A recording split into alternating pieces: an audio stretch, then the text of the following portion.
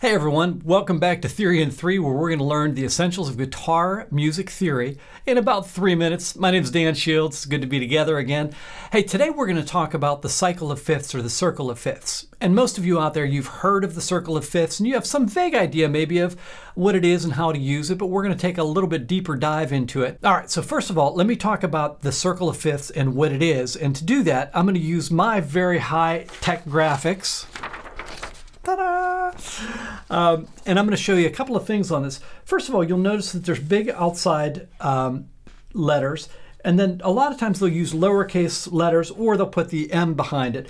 The outsides are the major keys, and the inside are the minor keys.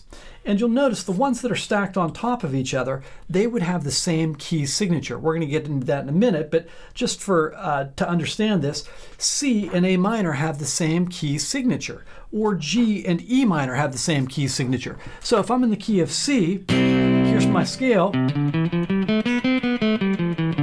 If I'm in the key of A minor, I use the same scale but start on the A note.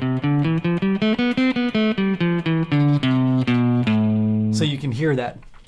Now, another thing you'll notice about this circle of fifths is as you go clockwise, every letter name is 5 letter names away from the one previous. So if I go from C, C, D, E, F, and I land on G, that's the next note. If I go from G, G, A, B, C, D, and so on, all the way around the circle of fifths. Now, this is important too.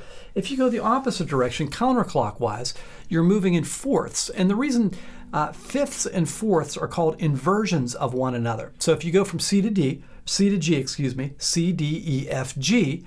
If you go from G to C, G, A, B, C, that's a fourth. So going this direction, it's a fifth, and going this direction, it is a fourth. Now, as we go clockwise, we're going through, as I said, the key names. So the key of C, the key of G, the key of D, and each one of these keys, as you go to the right clockwise, adds an additional sharp. Now, sharps are always in the same order, but from the key of C, you have no sharps and no flats. 1 sharp, 2 sharp, 3 sharp, 4 sharp, 5 sharp, 6 sharps, and eventually 7 sharps.